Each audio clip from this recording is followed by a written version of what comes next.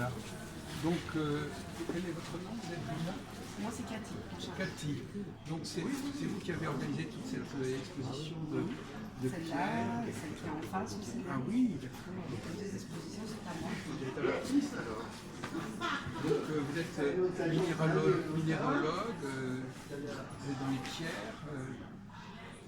J'ai commencé les pierres. Ça s'appelle comment déjà ce genre de... C'est l'améthyste. Non, mais Diode d'améthyste. oui, c'est ça. Je suis fasciné par ce genre de pierre avec les ouvertures comme ça. La géode d'améthyste, elles sont plutôt dans une chambre à coucher parce que c'est la pierre qui les de l'esprit.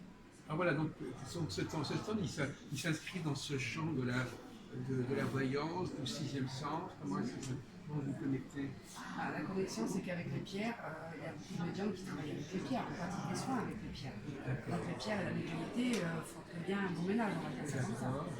Et les gens apprécient beaucoup les pierres, enfin de plus en plus, parce qu'on apprend à les connaître. Des gens comme moi qui parcourent les salons et aussi les marchés le matin pour apprendre aux gens les vertus des pierres. Pour leur dire ce qu'ils achètent, leur expliquer les vertus, le fonctionnement des pierres.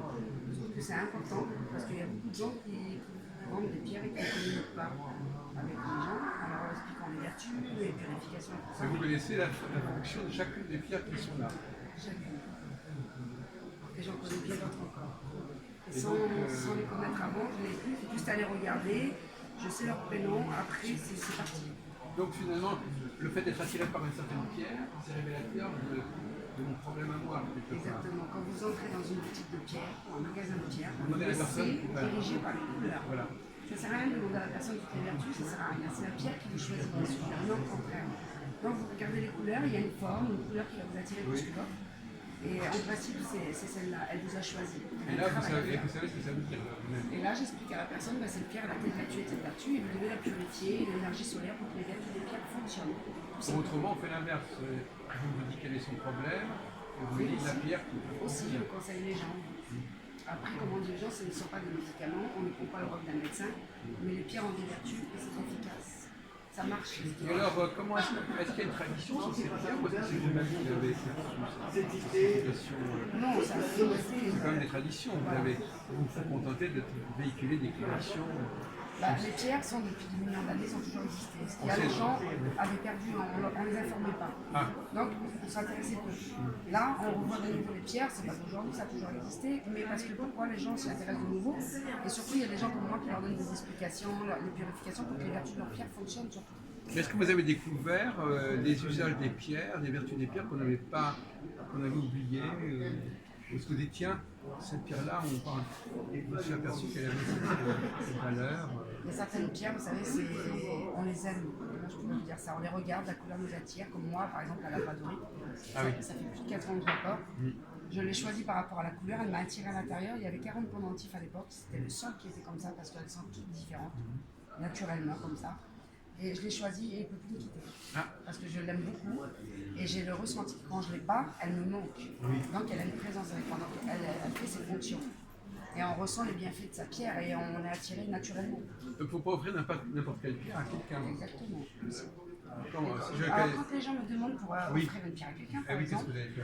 alors je demande un peu l'âge de la personne, par exemple un peu le caractère de la personne. Et là, je parle des vertus des pierres, et la personne qui me parle connaît plus la personne que moi, qui va offrir. Et là, elle me dit, c'est celle-là. Vous lui expliquez un peu tout le catalogue. Voilà, je lui dis à peu près ce qui serait pour cette personne qui serait bien, puis moi j'ai des ressentis aussi vis-à-vis des personnes. Quand même. Oui, d'accord. J'ai un ressenti très fort, des fois des gens que je ne connais pas du tout. Et je leur conseille les pierres parce que je ressens que c'est cette pierre qui. Souvent les gens me font confiance et ça marche très bien. Ils reviennent après, ils choisissent leur propre pierre, mais des fois ils attendent une réponse de moi qui les aide à choisir leur pierre la première, par exemple. Et donc tout ça c'est pareil, c'est le même. C'est la même chose. Il n'y a pas de différence entre les deux stands. C'est parce que j'ai pas pu faire un seul stand, mais c'est la même chose. D'accord. On va parler des autres. Et c'est tout. Où est-ce que vous êtes installé en Alors moi, à moins que vous êtes à correspondance. j'ai pas de bêtises. Mon histoire, c'est que j'ai commencé il y a 8 ans, en faisant des marchés. J'ai toujours fait des marchés. Et j'ai un oncle qui avait une église sur Paris qui a fermé. Ça fait des années qu'il est fermé. Et elle était avenue du Général de Gaulle à Neuilly-sur-Seine. Il y avait aussi de la tapisserie et du grand déco à l'époque. Il n'y avait pas que le nom. Et c'était un passionné. Et un jour, il vient me voir. Il me dit, toi qui as toujours fait des marchés, est-ce que tu aimerais on va liquider au marché, apprendre les vertus des pierres aux gens et donner l'accessibilité et les prix surtout par rapport aux boutiques. Vous a formé dans ce sens. Et moi, je lui dis à l'époque, pourquoi moi, je connais rien, comment je vais faire? Il me dit, tu vas très vite apprendre, il faut aimer. Et quand je me suis installée, j'ai choisi une pierre, par exemple la métisse, en pensant fort à ma mamie qui adorait le violet. Et j'ai une personne qui est passée dans mon stand qui m'a parlé de la pierre française. J'étais un peu étonnée parce que j'y connaissais rien dans le cadre de bizarre cette personne. Une quinzaine de jours après, cette personne repasse sur le même marché. Et j'ai choisi une pierre pour la couleur de mes vêtements. Je connaissais donc rien.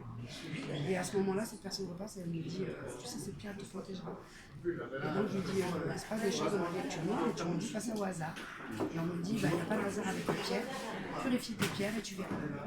Et c'est comme ça que j'ai fait mes propres expériences. Et maintenant, je diffuse, je témoigne de mes propres aussi, relations avec les pierres. Voilà. J'aime beaucoup ce que je fais. Comment s'appelle ce métier? Les gens qui travaillent sur les pierres, on les appelle comment? On les appelle les lithothérapeutes. Lithothérapeute, voilà, c'est ça. Moi, j'ai pas fait de formation spéciale parce que je connaissais rien à l'époque. J'ai appris en vivant avec eux, en les installant et puis en parlant avec les gens, on en apprend tous les jours. C'est pour ça qu'une boutique, ça ne m'intéresse pas vraiment pour Et l'instant. donc, comment vous faites connaître, comment vous commercialisez vos travaux? Vous êtes quelque part, vous êtes sur les marchés? Sur les marchés. Alors j'ai un site Facebook où les gens peuvent me suivre parce que je fais des salons de bien-être et de voyance depuis un an. Je travaille dans le Nord-Pas-de-Calais comme sur Paris. Mon mari est du Nord-Pas-de-Calais à la base. Et donc on fait les deux régions. Et sur ce Facebook, les gens peuvent me retrouver. Ils m'appellent, ils me demandent des conseils. Il y a un suivi. Même si on n'a pas de boutique, il y a un suivi. Les gens peuvent me retrouver sur certains marchés. Après, quand je vais dans le Nord, les gens me voient aussi au marché, sur un salon. Là, par exemple, dimanche prochain, je vais faire le marché d'Anières-sur-Seine. Les gens à Anières me connaissent depuis le début. Il y a un monsieur qui est à Anières tout à l'heure. Oui, ce monsieur qui est là, alors c'est ce monsieur que j'ai rencontré il y a 7 ans quand j'ai commencé tout ça. Il est énergéticien et magnétiseur. Et du coup, on s'est rencontrés comme ça. Excusez-moi, il est parti. Oui, dommage. On s'est rencontrés comme ça et maintenant c'est devenu une amie et j'ai appris qu'il était énergéticien, magnétiseur. Oui. Et du coup, on a sympathisé avec le temps et j'ai appris des choses avec lui et j'en apprends tous les jours. Une fois, j'étais installée au marché de Saint-Mandé, par exemple, il y a un monsieur qui passe, il voit mon stand, il le trouve super beau, il s'arrête et il me dit j'ai un cabinet thérapeutique à Toulouse et c'est très beau ce que vous faites et continuez parce que ce métier vous va très bien. Et ça m'a fait plaisir. Parce que j'ai eu envie de continuer et je ne me suis pas trompée. C'est vraiment un métier qui me plaît. J'adore mon métier, c'est une passion. Et donc votre nom, rappelez-nous, quoi c'est? Alors, Madame Cathy Laubry. Cathy, le jardin des pierres merveilleuses, exactement. Voilà, le nom de ma société. On va mettre ça sur Internet.